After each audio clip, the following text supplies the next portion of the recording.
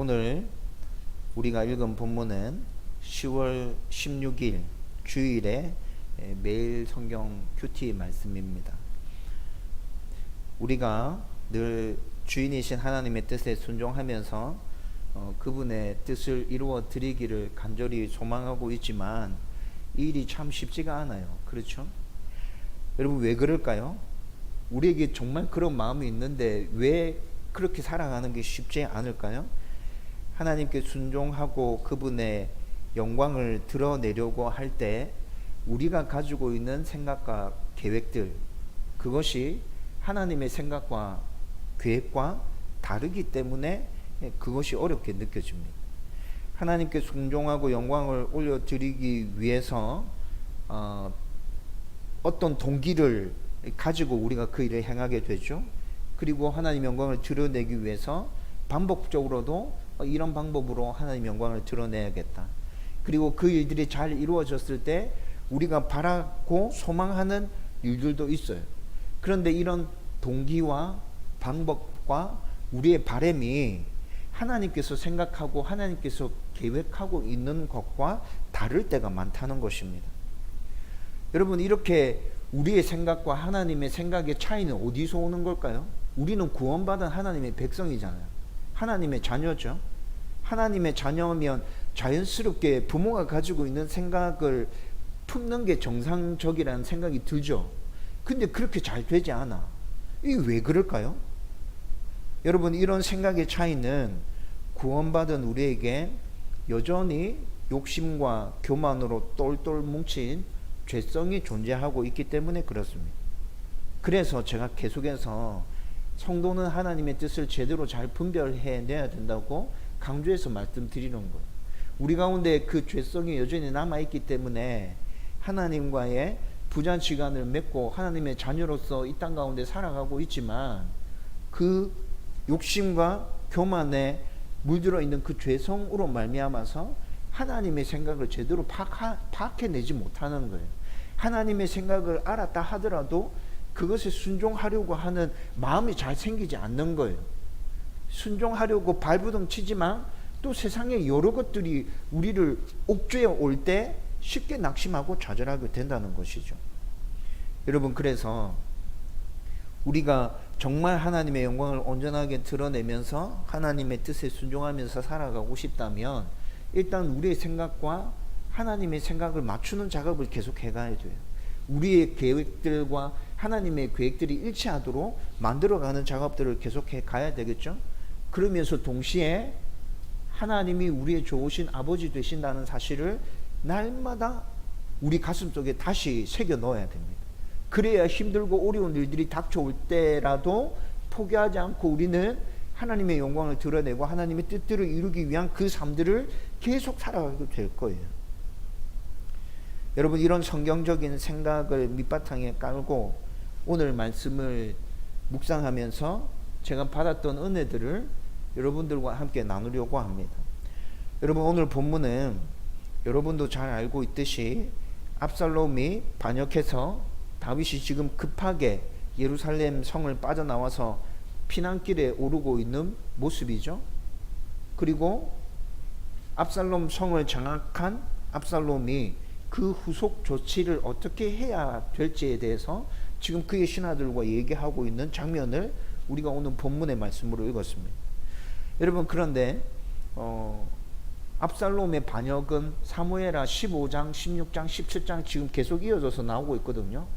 15장부터 압살롬의 반역이 본격적으로 시작되었는데 그 15장부터 말씀을 쭉 읽어보면 압살롬이 반역을 일으킨 상황이지만 여전히 다윗은 하나님을 온전히 신뢰하고 있는 모습이 계속 나타나요.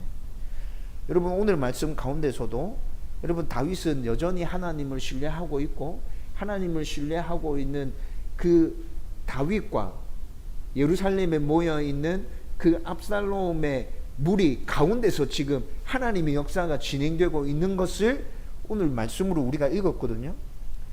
여러분, 그러면 다윗이 압살롬의 반역이 일어난 이 순간에도 어떻게 하나님을 여전히 의지하고 있다는 건지 말씀을 통해서 확인해 보면 먼저 15장에서 사독과 아비아달 제사장이 여러 레위인들과 함께 다윗이 예루살렘 성을 떠나려고 할 때 언약궤를 메고 다윗을 뒤따라 쫓아옵니다. 여러분, 그런데 다윗은 이 사독과 아비아달과 레위인들과 언약궤를 이 예루살렘 성으로 다시 돌려보내죠. 여러분, 이때 이 당시에 신정 국가로 세워진 이스라엘에게 언약궤는 어떤 의미죠? 제사장들과 레위인들이 왕과 함께 하고 있다는 것은 또 어떤 의미죠? 여러분, 이런 것들을 생각해 보면 지금 다윗이 압살롬의 반역 때문에 피난 가는 상황이라 할지라도 언약궤를 이끌고 제사장들과 함께 레위인들과 함께 성을 나서면 여러분, 여전히 하나님께서 임명한 왕은 누구라는 것을 지금 보여줄 수 있는 거예요. 나다. 압살롬 지금 반역한 거야. 왕의 정통권 나한테 있는 거야 라는 걸 분명히 보여줄 수 있죠. 그런데 다윗이 어떻게 해요? 사독과 아비아달과 언약궤와 레위인들을 모두 다 예루살렘으로 돌려보내요. 잘 이해가 되지 않아요? 여러분, 15장 뒷부분에 가보면 후세가 오늘 본문에도 등장하는데, 이 후세는 다윗의 친구이자 다윗의 책자였습니다. 후세가 다윗을 또 따라 나서거든요. 그런데 이 후세도 돌려보냅니다. 후세가 아마 많이 늙었던 것 같아요. 나 따라오지 말고 그냥 예루살렘으로 돌아가. 여러분, 다윗에게 있어서 책자는 지금 아히도벨, 압살롬의 책자로 지금 나오죠. 아히도벨과 후세, 이렇게 두 사람이 있었던 것 같은데, 아히도벨은 이미 반역해서 압살롬 편에 서 있고, 그러면 책사 남은 사람 후세 하나밖에 없잖아요. 여러분, 이 후세를 같이 대동하고 가야 상황에 따라서 어떻게 전략을 펴고 어떻게 상황을 진행시킬 건지 물어볼 수 있는 거 아니에요? 그런데 후세마저도 돌려보내요. 16장에 가보면 다윗을 쫓아오면서 저주하는 시므이가 나타나죠. 여러분, 이 시므이에 대해서 다윗이 뭐라 얘기하죠? 그냥 가만히 내버려 두라. 하나님이 하시는 일인데 내가 뭐라 얘기하겠노? 그냥 가만히 내버려 둬. 여러분, 이렇게 얘기하고 있어요. 여러분, 15장과 16장에서 다윗이 이렇게 반응하고 있는 모습들을 쭉 지켜보면 지금 다윗이 압살롬의 반역으로 인해서 예루살렘을 버리고 피난 가고 있는데 그렇게 급한 모양이 아닌 것 같은데, 진짜 급한 것 같으면은 언약궤도 데려가야 되고 가져가야 되고 제사장들 레위인들 다 몽땅 데려가야 되고 후세도 지 옆에 딱 놔두고 뭔 일이 있을 때마다 계속 묻고 어떻게 해야 되는지 이렇게 해야 될 것 같은데 이거 하나도 급한 것 같지 않은데? 이런 생각이 들죠. 근데 여러분, 다윗이 지금 이렇게 하고 있는 이유는 뭘까요? 왜 언약궤 돌려보내고 제사장 돌려보내고 후세 돌려보내고 시므에 대해서 하나님이 하시는 일이다 그냥 가만 내버려 두라. 다윗이 이렇게 하고 있는 일이 뭐예요? 이유는 뭐예요? 여러분, 다윗은 지금 자기 인생에 있어서 최대의 난관에 봉착한 것이 맞습니다. 자기 아들 압살롬이 지금 아버지를 죽이겠다고 달려들고 있는 거잖아요. 여러분, 부모로서 이런 상황에 직면하면 진짜 땅이 꺼지고 하늘이 무너지는 상황인 거죠. 여러분, 이 상황을 누구한테 가서 얘기하겠어요? 말할 수도 없고 속만 타들어가는 그냥 기가 막힐 노릇인 거죠. 여러분, 그럼에도 불구하고 다윗이 이렇게 반응하고 있는 이유는 그가 하나님을 온전히 의지하고 있기 때문, 하나님만을 온전히 의지하고 있기 때문.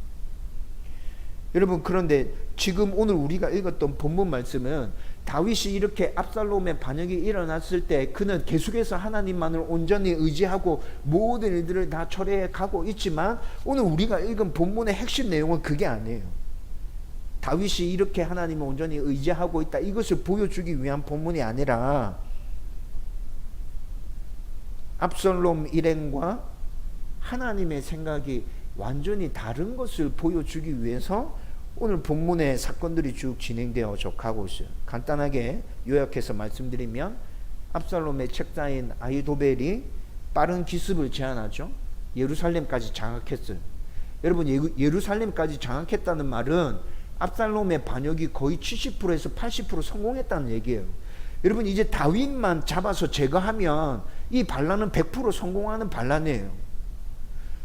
여러분, 100% 이 반란을 완전히 성공으로 이렇게 하기 위해서는 다윗을 잡아야 되는 거죠.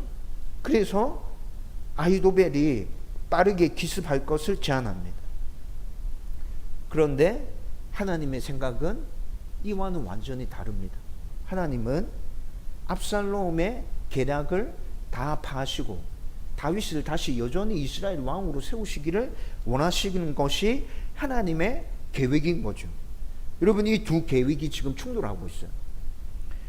여러분, 이 말씀을 묵상하며 잘 알고 있었던 것인데 다시 저에게 큰 위로와 격려와 또 용기를 주고 가슴에 새기고 다시 한번 힘을 내서 가봐야겠다라는 그런 은혜들을 누리게 되었는데, 그 은혜들을 지금 여러분들과 함께 좀 자세하게 나누려고 하는 거예요.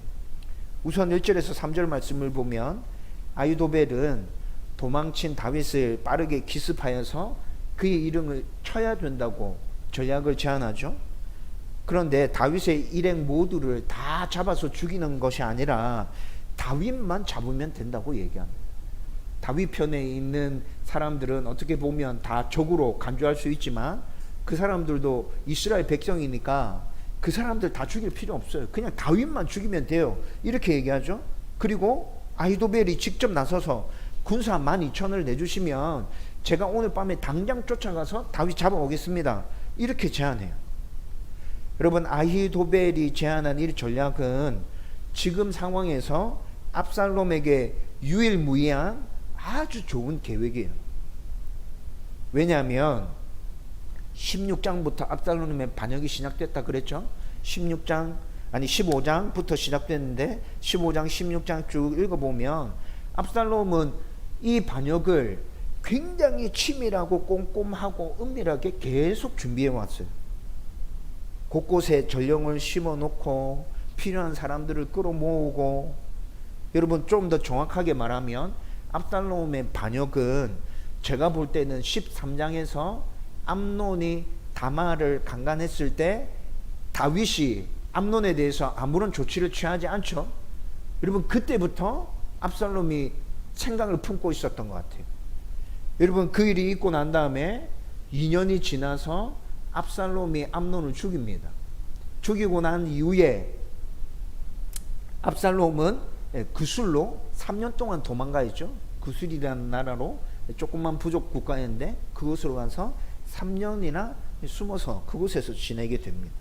그리고 난 다음에 요압의 장꾀로 인해서 구술에 있던 그 압살롬이 다시 예루살렘으로 돌아오죠. 그리고 난 다음에 4년이 지나요. 여러분, 13장에 암논이 다말을 강간한 사건부터 지금 압살롬이 반역을 일으키기까지 대략 10년의 세월이 흘렀어요. 여러분, 제가 볼 때는 압살롬이 지금 13장에 암논이 다말을 강간했을 때 아버지가 적절한 조치를 취하지 않는 그 모습을 보면서 아버지에 대한 불편한 마음이 생기기 시작했어요. 그리고 그 술에 도망가 있는 3년 동안 뭔가 계속 그 계획들이, 생각들이 점점 커지면서 반역을 해야겠구나라는 생각까지 이르게 됐죠. 그리고 예루살렘으로 돌아왔을 때 4년 동안 그 일이 본격적으로 시작되는 거예요. 여러분, 이렇게 오랜 시간 동안 압살롬은 진짜 치밀하고 철저하게 준비하고 계획했어요. 필요한 사람들 다 끌어모으고. 반면에 다윗은 아들 압살롬이 이렇게 반역할 것이라는 것을 눈치챘어요? 전혀 눈치채지 못하고 있죠. 마른 하늘에 진짜 날벼락이 떨어진 거예요. 여러분, 이런 상황이라면 다윗에게 반격할 시간과 여유를 주지 않기 위해서 빠르게 기습해야 되는 게 맞죠. 다윗은 아무런 조치가 안 돼 있어요. 대비가 안 돼 있어요. 그냥 마른 하늘에 날벼락 떨어지듯이 이 일을 맞이했고 허겁지겁 도망갔고, 지금 자신의 진영에 있는 사람들을 정비도 못했어요. 이런 상황 가운데 놓여 있다면 빠르게 기습으로 다윗을 잡아내는 게 병법의 정석이죠. 아히도벨이 이런 전략을 제안했단 말이에요. 여러분, 이 아히도벨의 이 제안을 듣고 난 다음에 4절에 보면 압살롬과 이스라엘 장로들이 그 제안을 전부 다 좋다고 여겼어요. 역시 아히도벨이구나. 오, 진짜 좋은데? 이렇게 생각했어요. 이것뿐만이 아니라 여러분 아이도벨이 지금 이 장면에서만 번뜩이는 아이디어를 전략을 이렇게 계속 제시하고 있는 게 아니에요. 16장 23절에 보면 아이도벨이 제안하는 전략은 하나님께 물어서 얻어낸 것과 같이 여겼다고 다윗도 압살롬도 그렇게 여겼다고 16장 23절에 보면 얘기하고 있어요. 그러니까 아이도벨은 평상시에 늘 굉장히 현명하고 지혜가 탁월한 사람이었고 적재적소에 필요한 전략들을 계속 제안했다는 거죠. 여러분 이런 아이도벨이 이렇게 전략을 제안했는데 여러분 이 상황에서 압살롬이 좀 이상하게 반응해요.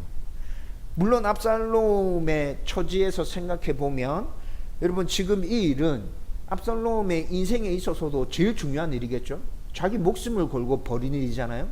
여러분 이 일이 성공하면 왕이 되는 거고 이 일이 성공 못하면 자기는 죽는 거예요.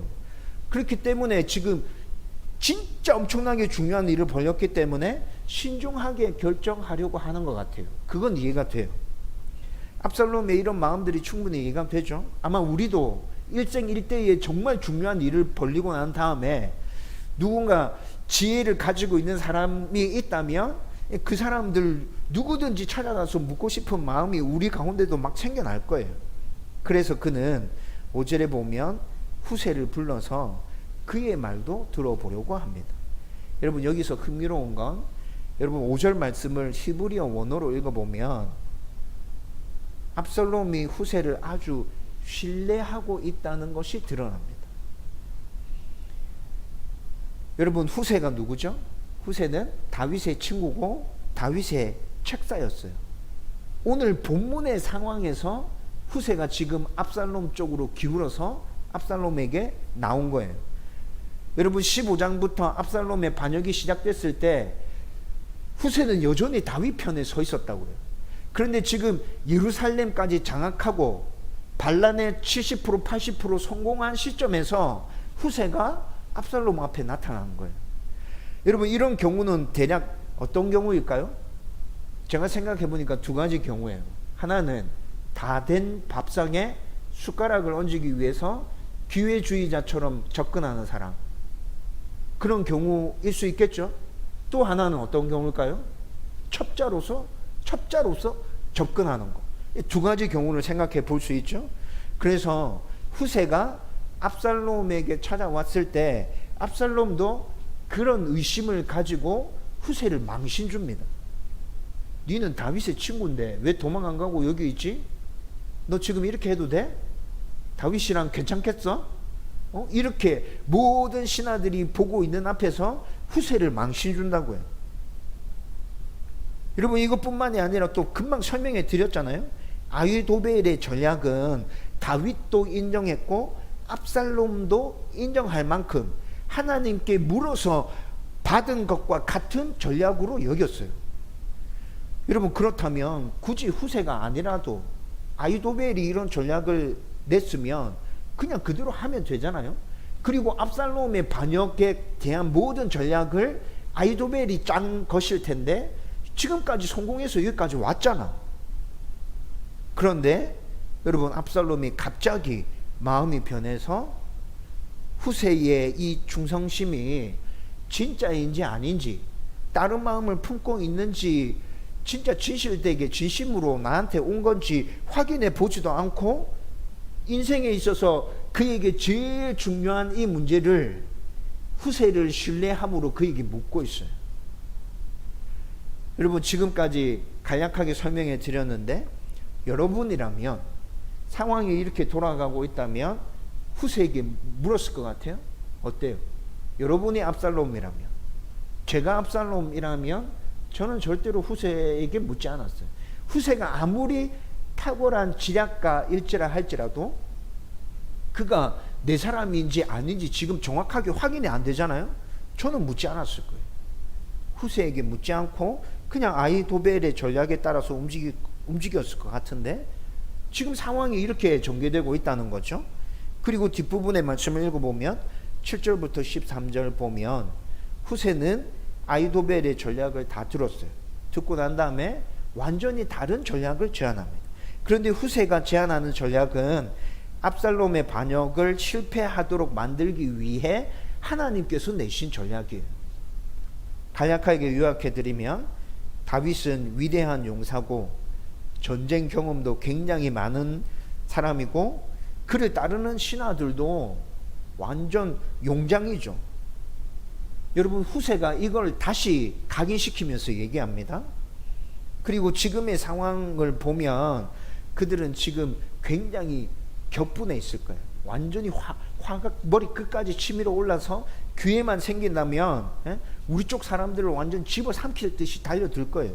그러니까 그냥 아무런 대책 없이 잘못 건드렸다가는 낭패 볼 수 있어요. 따라서 제가 제시하는 전략은 최대한 많은 군사들을 모아야 됩니다. 최대한 많은 군사들을 모으고 전력을 재정비해서 한 번에 제압해야 돼요. 엄청난 군사력을 가지고 가서 한 번에 딱 제압해야 끝날 수 있어요. 여러분 지금 후세가 제안한 전략은 이것이었어요. 여러분 후세의 이 전략을 여러분 다윗이 그동안 살아왔던 삶을 생각하면서 머릿속에 생각해보면 후세의 말이 맞는 것 같아요. 어린 소년 다윗이 골리앗을 이긴 때로부터 시작해서 지금까지 이스라엘의 엄청난 부귀와 영화를 이룩한 사람 누구였어요? 다윗이었어요. 모든 전쟁에 나갈 때마다 그가 다 이겼죠? 다 이겼어요. 다윗을 따르는 용사들은 어쨌죠? 다윗을 따르는 용사들도 장난 아니었죠. 진짜 엄청난 용장들이었어요. 여러분 그들의 그런 모습만을 놓고 생각해보면 후세의 말이 맞아. 여러분 그런데 지금의 상황에서는 다윗과 그의 신하들을 집중해서 생각하는 게 아니라 지금의 상황을 놓고 집중해서 생각해보면 어떤 전략이 맞다는 거죠? 아히도벨의 전략이 맞아요.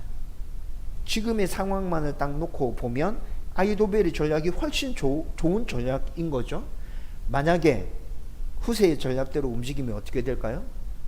후세의 전략대로 움직이면 다윗에게 반격할 빌미를 제공해 주는 거예요. 여러분 지금 후세의 말대로라면 이스라엘 곳곳에 전령을 보내어서 군사들을 모집해야 되거든요. 여러분 학자들이 추측하기로 이렇게 군사들을 모집하려고 하면 적어도 2주에서 3주 정도 시간이 걸렸을 거다. 학자들 그렇게 얘기합니다. 대규모 병력을 꾸려서 그렇게 시간 보내고 전력을 재정비해서 전장에 나가면 2주 3주 흐르는 동안에 다윗은 그냥 가만히 앉아 있어요? 그렇지 않죠. 다윗도 반격할 준비를 하겠죠. 이스라엘 백성들 100%가 압살롬에게로 넘어온 게 아니야. 지금 거의 반반으로 나누어져 있어. 여러분 이렇게 시간이 생기면 다윗도 자기 쪽에 남아있는 백성들을 모을 수 있는 그런 여력이 시간이 충분히 생기는 거잖아요. 여러분 그런데 지금 후세는 미사 여구를 사용해서 이것을 거꾸로 뒤집어서 얘기한 거예요. 진짜 이해할 수 없는 것은 14절 말씀에 보면 후세의 이 전략을 압살롬과 온 이스라엘 사람들이 아히도벨의 전략보다 더 좋게 받아들였다고 말씀하고 있습니다.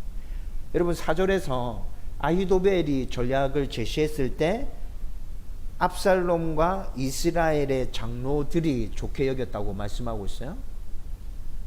압살롬과 이스라엘의 장로들 14절에서는 어떻게 얘기하고 있죠? 압살롬과 온 이스라엘 사람들이. 여러분 이게 지금 무엇을 얘기해 주고 있는 거죠? 후세의 그 미사어구를 사용한 그 계략에 압살롬의 일당들이 지금 다 넘어갔다는 것을 얘기해 주고 있는 거죠. 몽땅 다 넘어갔어요. 여러분 이게 진짜 왜 이렇게 갑자기 된 거지? 이런 생각이 들 수 있어요. 그런데 14절 뒷부분의 말씀을 읽어보면 이렇게 된 이유를 아주 분명하게 설명해 주고 있습니다. 14절 제가 읽어드릴게요. 여호와께서 압살롬에게 화를 내리려 하사 아히도벨의 좋은 계략을 물리치라고 명령하셨음이더라. 여러분, 일이 왜 이렇게 전개되고 있다고요? 압살롬을 패하게 만들기 위해서 하나님께서 일부러 이렇게 일을 전개시키고 있다는 것입니다. 압살롬이 아히도벨의 좋은 계략을 물리치고 화를 있게 하려고 5절에서 그에게 후세를 신뢰하는 마음을 심어주신 거예요. 그의 전략을 듣고 싶은 마음도 일부러 하나님께서 압살롬에게 심어주고 계시는 거죠.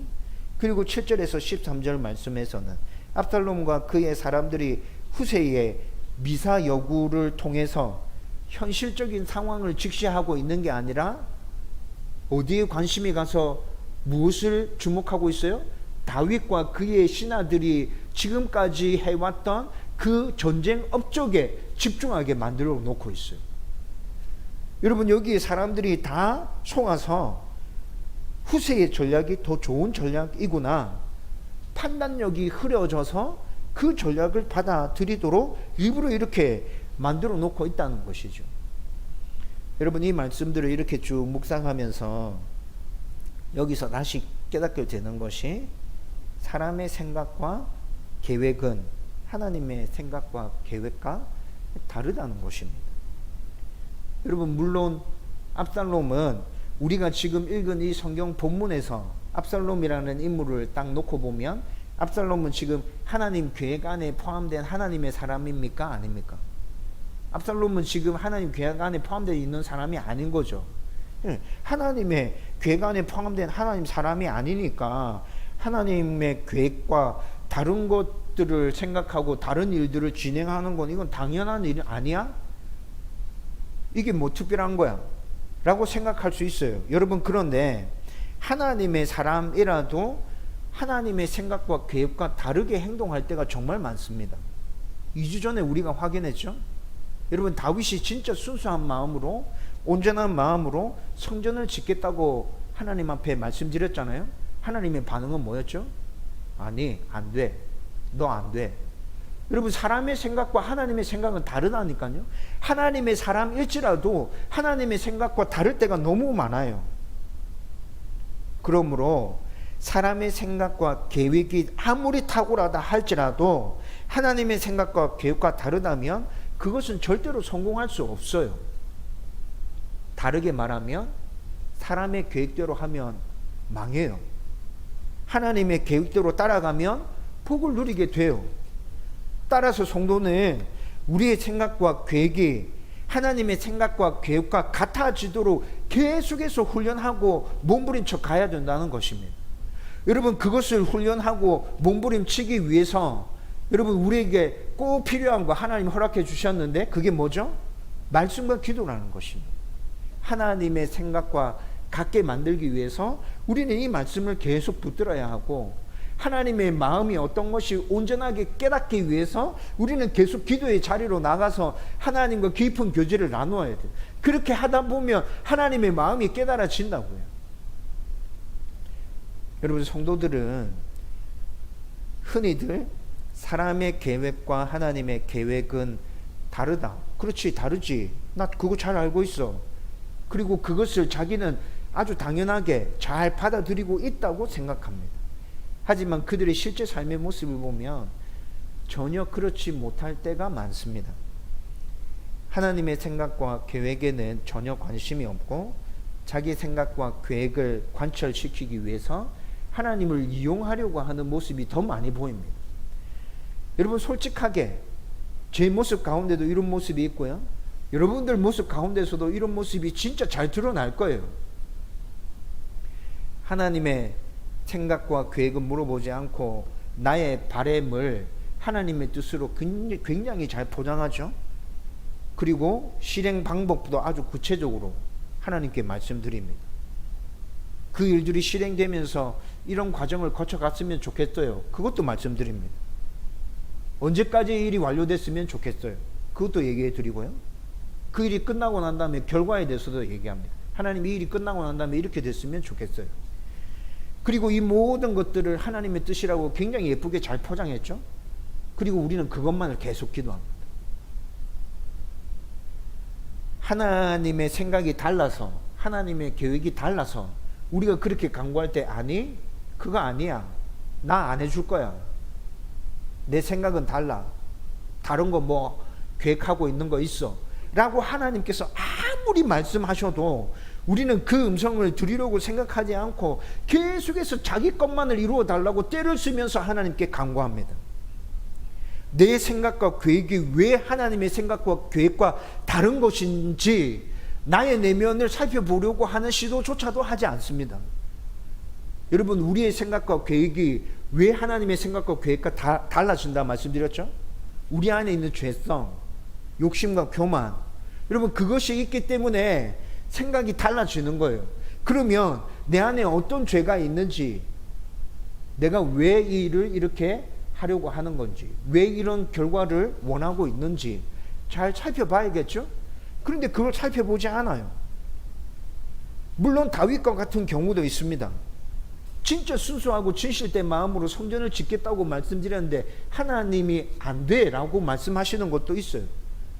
여러분, 그런 경우에는 하나님의 뜻이 무엇인지 여러분 더 진지하게 묻고 고민하고 이해되어지지 않는다면 그냥 그 상황에서 자기가 해야 될 일들을 하면서 하나님 인도하심에 순간순간 따라가면 되는 것이잖아요. 그런데도 우리는 내 것만을 고집하면서 하나님께 계속 기도한다. 그리고 하나님의 생각과 계획을 온전하게 깨닫고 순종함으로 쫓아갈 때도 인내하며 기다리는 것을 너무 힘들어합니다. 그래서 순종하고 쫓아가고 있지만 자주 짜증 부리고요, 자주 힘들어하고요, 자주 낙심하고요, 자주 하소연하고요. 하나님에 대한 굳건한 신뢰와 우리에게 좋은 것만 주시는 진짜 좋은 아버지 되신 그 하나님에 대한 확신이 계속해서 흔들리는 우리의 모습들을 너무 자주 발견하지 않습니까? 여러분, 이런 모든 모습들은 무엇을 얘기해 주는 겁니까? 말은 내 생각과 하나님의 생각은 달라, 하나님의 생각대로 쫓아가야 돼 라고 말하고 있지만 하나님의 생각이 다르다는 것을 온전하게 받아들이고 인정하지 못하는 모습이 이렇게 드러나고 있는 것 아닌가요? 목사님, 저도 이럴 때가 정말 많습니다. 말은 하나님의 생각과 계획에 온전히 순종해서 따라가야 된다고 그렇게 얘기하죠. 여러분, 굉장히 제가 자주 이런 얘기하죠. 그렇게 하면 하나님의 은혜와 복을 풍성히 누리고 하나님의 나라를 굳게 세울 수 있다고 계속 말하고 있습니다.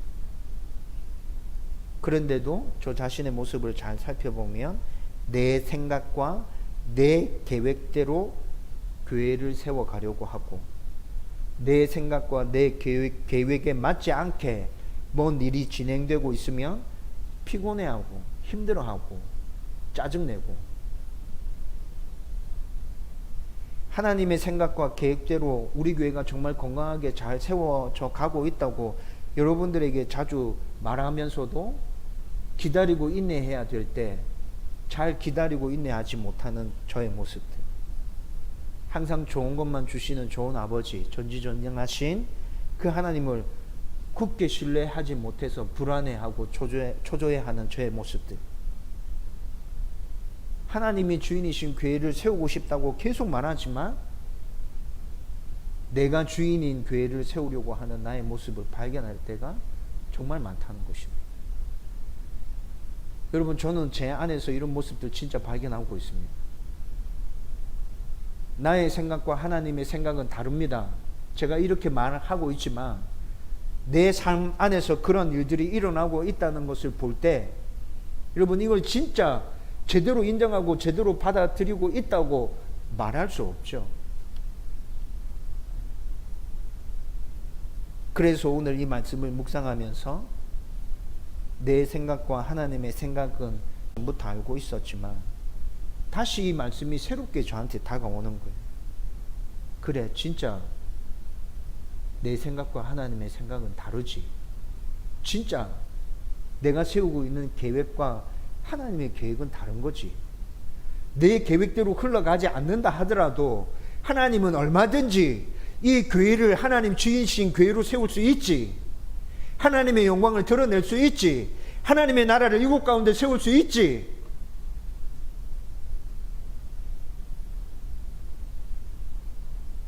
하나님의 생각과 하나님의 계획에 내 마음을 맞춰야 한다는 것을 다시 가슴에 새기게 되는 거예요. 내 생각을 내려놓고 하나님께 집중해서 하나님의 생각에 맞추자. 힘들고 어려울 때 하나님이 나의 좋으신 아버지이심을 다시 되새기면서 그 하나님은 나에게 좋은 것만을 허락해 주신다는 그 사실을 다시 되새기면서 인내하고 기다리죠.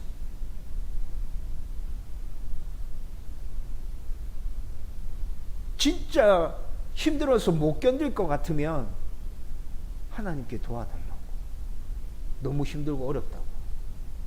그렇게 내 마음을 온전히 하나님께 내어드리죠. 내 생각과 계획대로 되면 망하고 하나님의 생각과 계획대로 돼야 평안과 은혜를 누리게 될 거예요. 여러분, 이 말씀을 묵상하면서 제가 누렸던 은혜들입니다. 오늘 나눈 말씀에 대해서 지금 여러분들의 생각과 마음가짐은 어떠합니까? 여러분, 이제 말씀을 정리하려고 합니다. 각자 여러분의 삶에서 지금 바라고 소망하고 있는 일들이 있을 겁니다. 그 일이 이루어지기를 소망하면서 애타하고 불안해하고 초조해하면서 지금 그 일들을 하나하나 진행시키고 있을 수도 있어요. 지금 저에게도 이런 일이 있습니다. 그런데 제가 늘 여러분들에게 강조해서 말하듯이 여러분이 지금 바라고 소망하는 일이 하나님의 뜻인지 제대로 잘 분별할 수 있었으면 좋겠습니다. 내가 진짜 간절하게 소망하는 일인데 이 일이 하나님의 뜻이 맞나? 여러분, 이것부터 제대로 잘 분별할 수 있었으면 좋겠다. 그리고 하나님의 뜻이 맞다면 내 생각과 계획은 그분의 생각과 계획과 다룰 수 있음을 온전하게 인정할 수 있었으면 좋겠습니다. 그러면서 여러분이 해야 할 일들을 최선을 다해서 하고 내 생각대로 일이 진행되어지지 않는다 하더라도 하나님께서 계획을 가지고 나를 선한 곳으로 인도해 주고 계시다는 그 믿음과 확신을 가지고 인내하고 기다리면서 그 하나님의 인도하심에 온전히 따라갈 수 있었으면 좋겠습니다. 그러면 하나님의 평안과 기쁨을 누릴 수 있고 영적인 은혜와 복도 우리 삶 가운데 풍성히 누릴 수 있게 될 겁니다. 여러분, 그리고 이렇게 살려고 하면 무엇을 붙들어야 된다 그랬죠? 말씀과 기도를 붙들어야 해요. 내 생각을 하나님의 생각에 맞추기 위해서 우리는 날마다 말씀을 읽고 묵상해야 합니다. 하나님의 마음이 어떤 것인지 깊이 깨달아 알기 위해서 우리는 날마다 짧은 시간이라도 집중해서 기도의 자리로 나가야 합니다. 여러분, 이 일들이 계속 반복되어질 때 우리의 생각이 하나님의 생각으로 맞춰지게 될 겁니다.